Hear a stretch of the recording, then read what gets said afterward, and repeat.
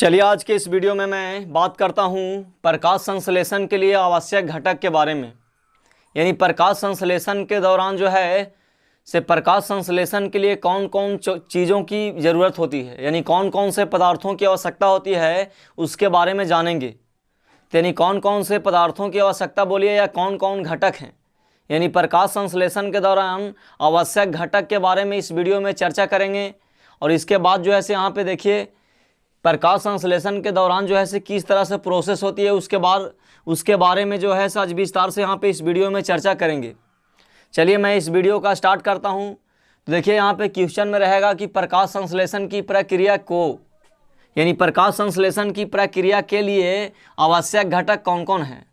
तो याद रखिएगा प्रकाश संश्लेषण की प्रक्रिया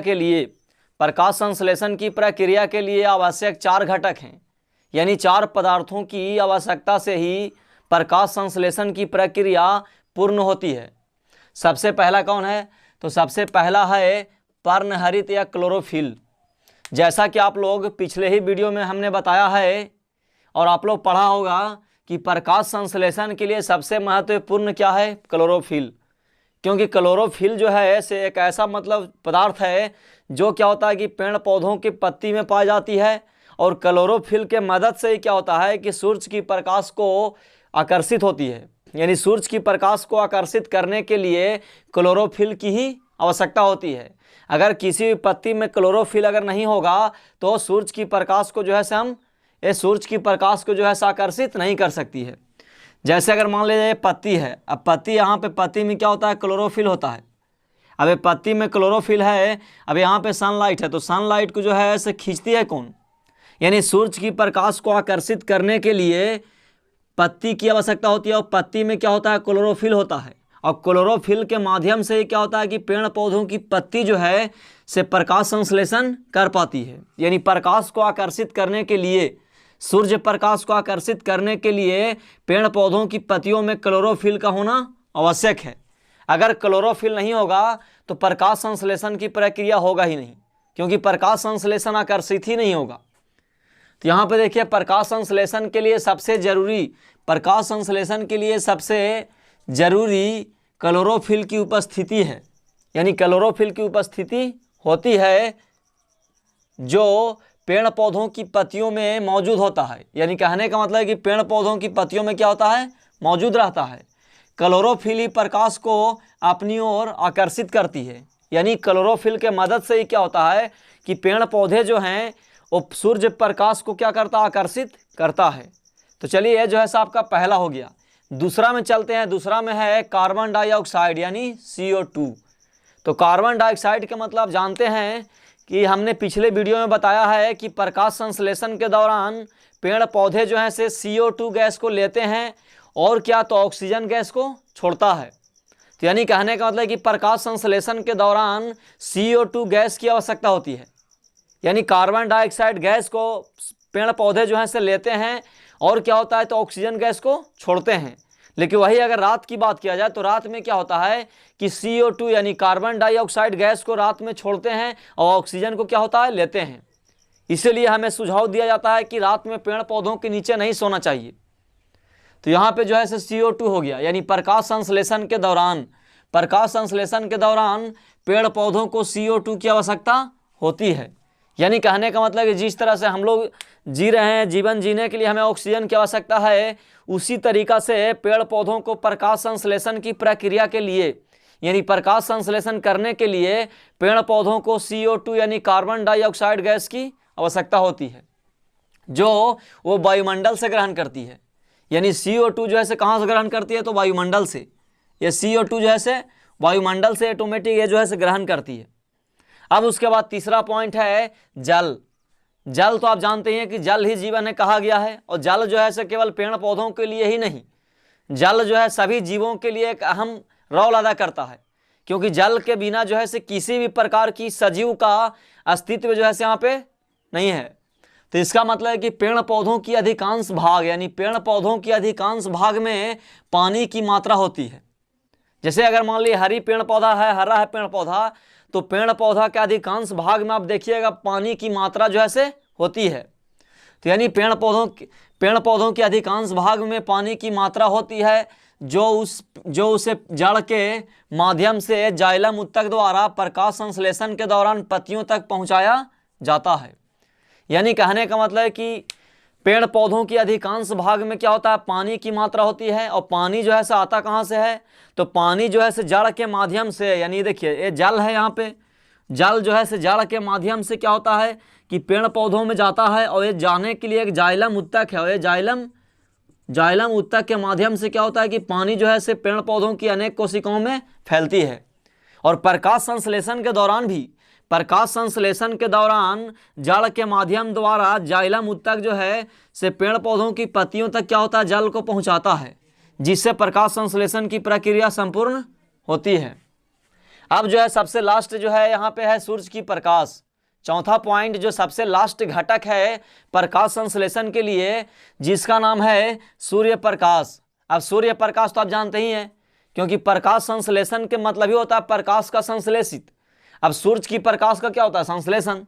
तो प्रकाश संश्लेषण के लिए सबसे महत्वपूर्ण यह है कि सूर्य का प्रकाश की उपस्थिति होना चाहिए। यानी कहने का मतलब है कि प्रकाश संश्लेषण के लिए सबसे ज़्यादा जरूरी ये है कि सूर्य की प्रकाश की उपस्थिति का होना, क्योंकि प्रकाश संश्लेषण की प्रक्रिया जो है वो केवल दिन में ही होती है।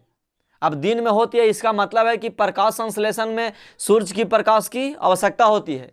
प्रकाश तो हम बिजली का भी दे सकते हैं, प्रकाश हम अनेक माध्यम से दे सकते हैं, लेकिन यहाँ पे प्रकाश संश्लेषण के लिए सूर्य की प्रकाश की ही उपस्थिति जरूरी है। इसका मतलब है कि जब भी प्रकाश संश्लेषण की प्रक्रिया होगी तो दिन में होगी। तो यानी जो है प्रकाश संश्लेषण के लिए सबसे महत्वपूर्ण क्या है, सूर्य का प्रकाश की उपस्थिति, क्योंकि प्रकाश संश्लेषण की प्रक्रिया क्या होती है, दिन में होता है। अगर सूर्य का प्रकाश पेड़ पौधों को नहीं मिले तो उसमें प्रकाश संश्लेषण नहीं हो पाएगा। यानी कहने का मतलब है कि जब पेड़ पौधों को सूर्य की प्रकाश अगर नहीं मिलेगा तो उसमें जो है से प्रकाश संश्लेषण की प्रक्रिया होगा ही नहीं। इसके बाद हम जो है ऐसे दो क्रियाकलाप को लेकर मैं अभी आप लोगों को बताता हूँ। देखिए यहाँ दो कार्यकलापों को लेकर के हम चेक करेंगे कि क्लोरोफिल यानी सूर्य की प्रकाश की उपस्थिति में तो प्रकाश संश्लेषण की प्रक्रिया होती है। हमें चेक करना है, दो कार्यकलापों को लेकर के हमें चेक करना है कि प्रकाश संश्लेषण के दौरान क्लोरोफिल की आवश्यकता किस प्रकार होती है, और क्लोरोफिल अगर नहीं होगी तो कैसे प्रकाश संश्लेषण की प्रक्रिया पूर्ण नहीं होती है, और सूर्य की प्रकाश की उपस्थिति का कितना अनिवार्य है, इसके बारे में हम यहाँ पे दो कार्यकलापों को लिए हैं। चलिए हम बात करते हैं सबसे पहले क्लोरोफिल की।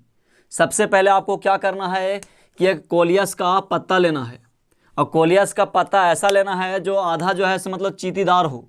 यानी कहने का मतलब है कि इधर का भाग जो है से क्या हो कि चींटीदार हो, इधर का भाग क्या हो, हरी हो।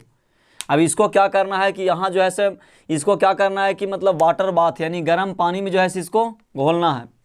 अब गर्म पानी में उबाल देना है। इसको उबालने के बाद क्या करना है कि इसको निकाल करके इसको जो है से एल्कोहल के हॉल में क्या करना है, उबालना है। और एल्कोहल के हॉल में जो है से वाटर बाथ के मतलब पानी के साथ में क्या करना है, उबालना है।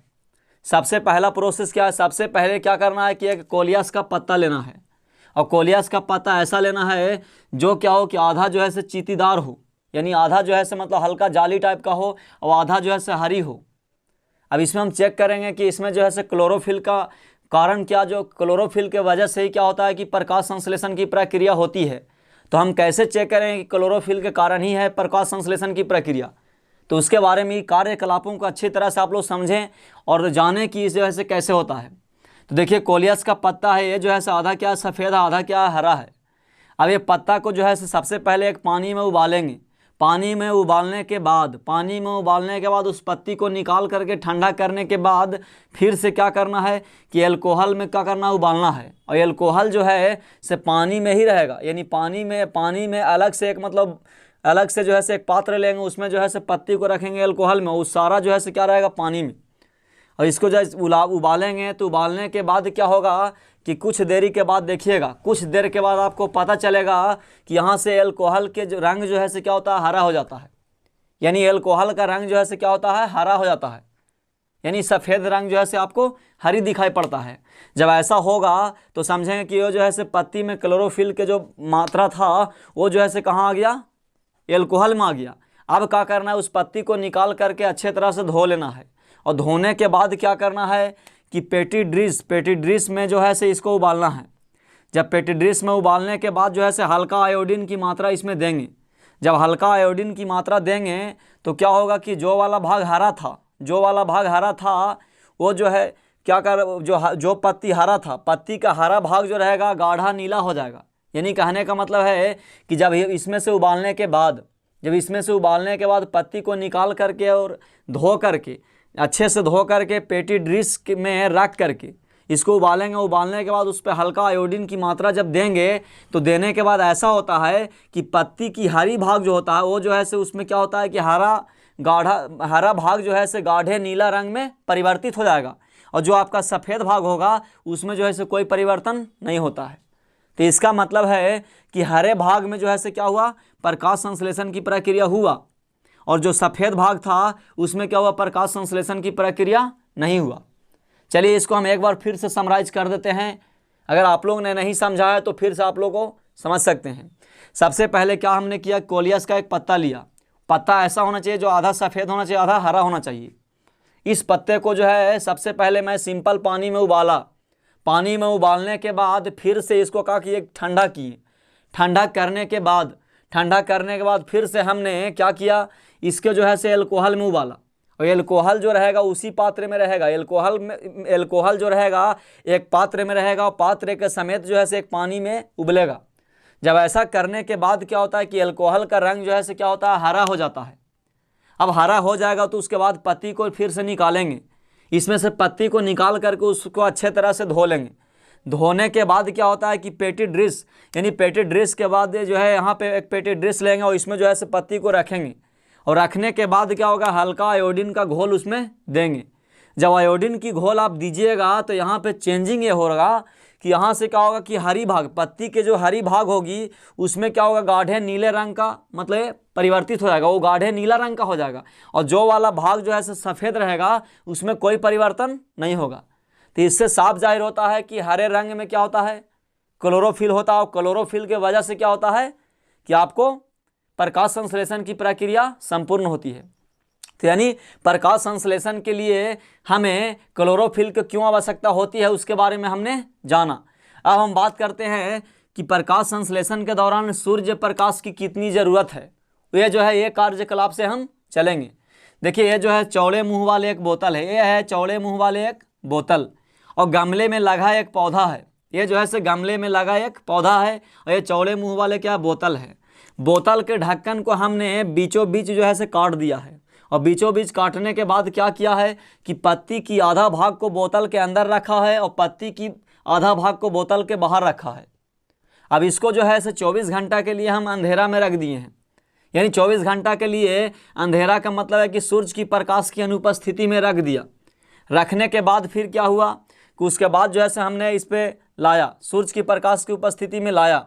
और सूर्य की प्रकाश की उपस्थिति में जब लाया तो इसमें क्या हुआ कि जैसे ही सूर्य की प्रकाश की उपस्थिति में आया उसके बाद जो है से कुछ देरी के बाद हमने पत्ती को तोड़ लिया। यहाँ जो है से पोटेशियम हाइड्रोक्साइड KOH का क्या है, घोल है। ये पोटेशियम हाइड्रोक्साइड का घोल है। अब जो है इसको जो है से हम प्रकाश की उपस्थिति में लाया। प्रकाश की उपस्थिति में कुछ समय के बाद जब उसको पत्ती को तोड़ लिया तो तोड़ने के बाद ऐसा हुआ कि जो हरा रंग था उसमें स्टार्च उत्पन्न हो गया। जो पत्ती की हरी भाग, जो पत्ती की बोतल के बाहर वाला भाग था, हरा नहीं, यानी पत्ती के जो बाहर भाग यानी बोतल के बाहर वाले भाग जो था पत्ती का, वो जो है से क्या हुआ, उसमें स्टार्च उत्पन्न हुआ। और बोतल के अंदर वाले भाग में क्या हुआ कि स्टार्च उत्पन्न नहीं हुआ। इसका मतलब है कि जिन भागों पे, पत्ती की जिन भागों पे प्रकाश की किरण पड़ा उसमें स्टार्च बना, और पत्ती की जिस भाग जो है बोतल के अंदर था उसमें यानी प्रकाश की किरण नहीं पड़ रहा था तो उसमें जो है स्टार्च उत्पन्न नहीं हुआ। तो इसका मतलब है कि प्रकाश संश्लेषण के लिए सूर्य की प्रकाश का होना आवश्यक है। यानी सूर्य की प्रकाश की रोशनी जब तक पत्ती पे नहीं पड़ेगा तब तक जो है उसमें प्रकाश संश्लेषण की प्रक्रिया पूर्ण नहीं होगा। हमने ये दो कार्यकलापों की माध्यम से, दो क्रियाकलापों की माध्यम से हमने क्लोरोफिल के बारे में समझा। क्लोरोफिल जो है सूर्य प्रकाश संश्लेषण के प्रक्रिया में कितना अनिवार्य है और सूर्य की प्रकाश जो है प्रकाश संश्लेषण की प्रक्रिया में कितना अनिवार्य है। तो चलिए आज का वीडियो मैं यहीं पे ख़त्म करता हूं। अगर आप लोगों को वीडियो पसंद आया हो तो कृपया चैनल को सब्सक्राइब करें, वीडियो को लाइक करें, और चाहते हैं कि इसी तरह का और इन्फॉर्मेशन आपको मिलता रहे तो आप हमें कमेंट बॉक्स में ज़रूर बताएं। धन्यवाद।